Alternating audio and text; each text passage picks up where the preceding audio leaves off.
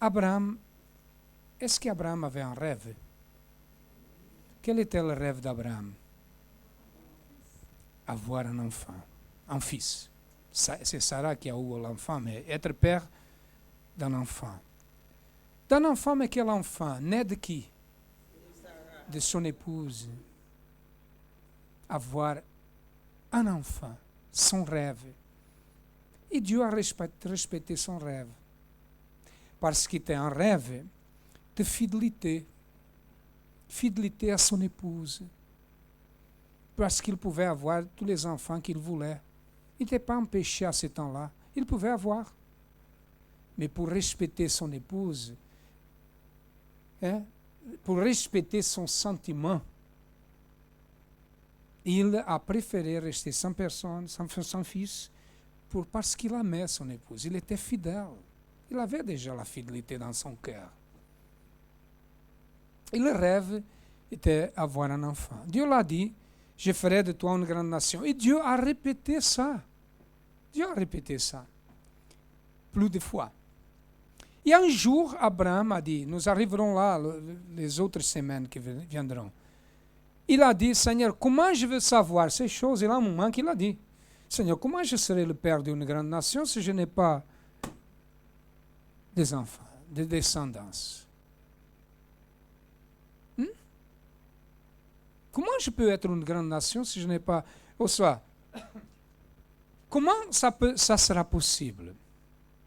Et un jour, Dieu a réalisé le rêve d'Abraham, qui n'était pas le rêve d'Abraham.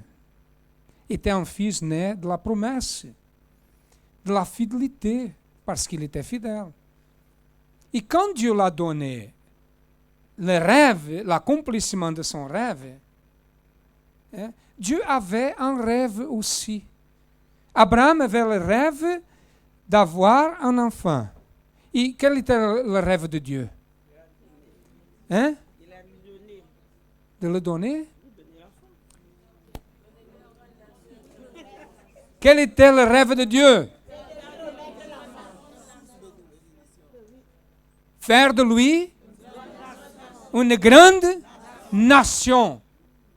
Mais pour le plaisir d'Abraham, c'est ça que Dieu voulait, pour qu'Abraham était bien, se sentait heureux. Je vais te donner une nation, c'est ça? Cette nation, mes amis, sommes nous.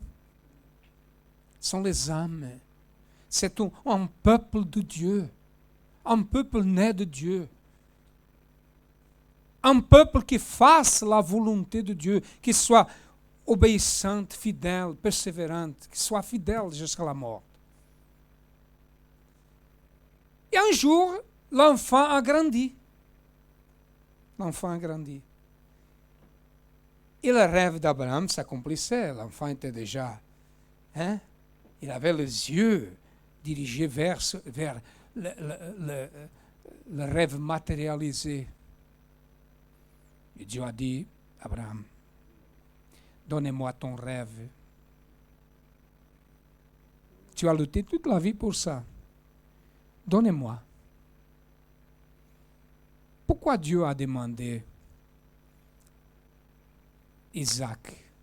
Pourquoi Dieu a fait ça?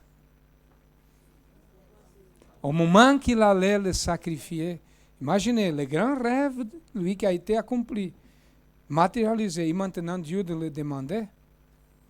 Dieu a fait ça pour accomplir, pour terminer ce qu'il avait dit.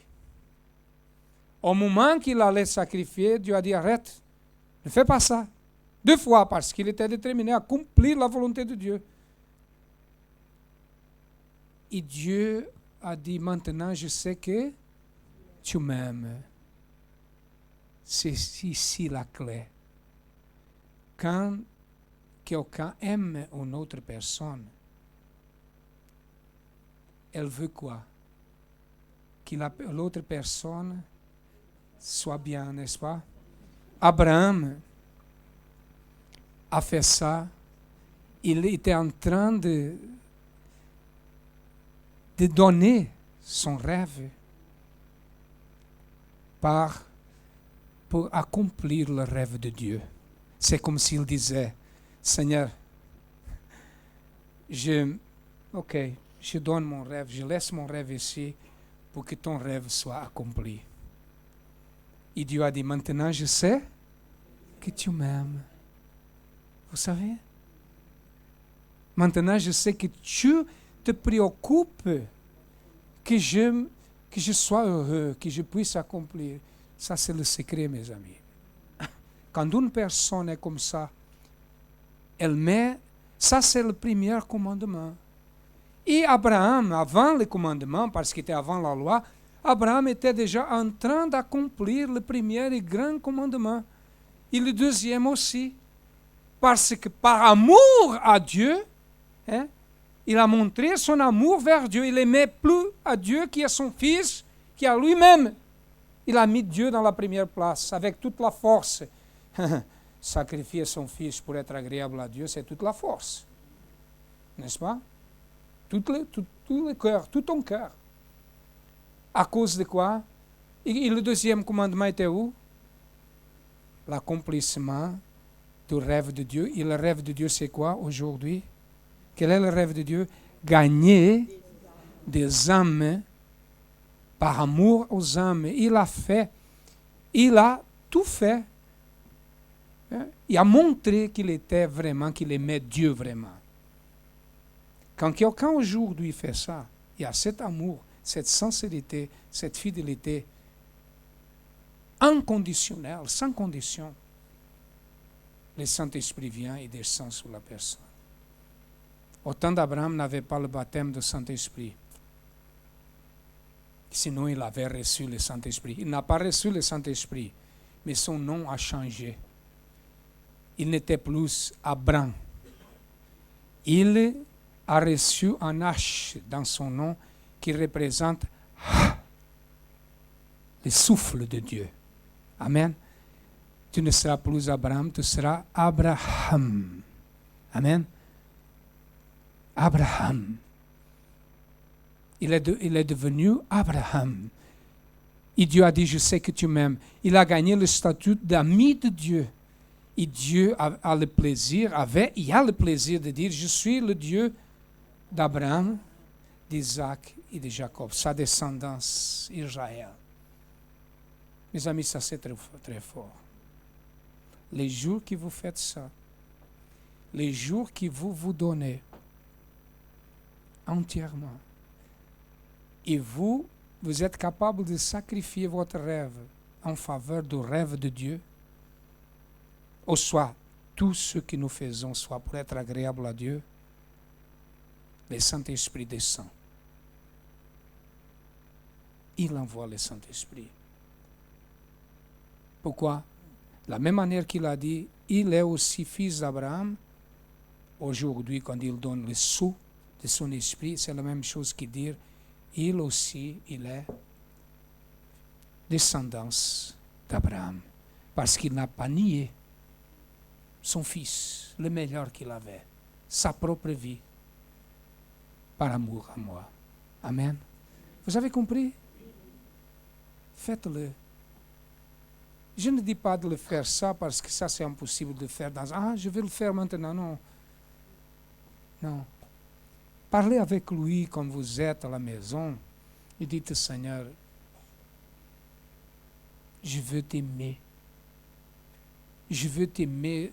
Je veux être comme Abraham, Seigneur.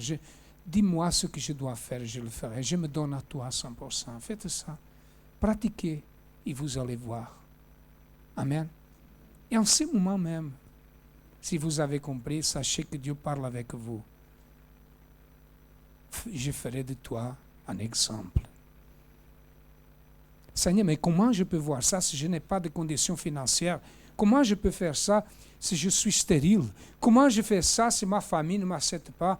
Comment je fais ça si je n'ai pas de grandes études, une grande intelligence? Ne vous préoccupez pas avec ça. Parce que Dieu a tout ce que vous n'avez pas, il est prêt pour donner. Amen. Dieu est prêt pour donner toutes ces choses que vous n'avez pas, peut-être. Ce qu'il veut de nous, la condition, c'est que nous soyons fidèles, humbles pour écouter. Amen. Obéissants. Et que nous soyons persévérants pour obtenir l'accomplissement de la promesse. Abraham a tout fait. Ces grands hommes du passé ont tout fait. Ils n'ont pas vu l'accomplissement de la promesse. Mais nous connaissons l'accomplissement de la promesse. Dieu a sacrifié le Seigneur Jésus. Dieu nous a ouvert la porte. Dieu a condamné Satan. Était la promesse pour nous qu'il avait déjà fait à Abraham. La grande nation qui sont la descendance du Seigneur Jésus. Amen.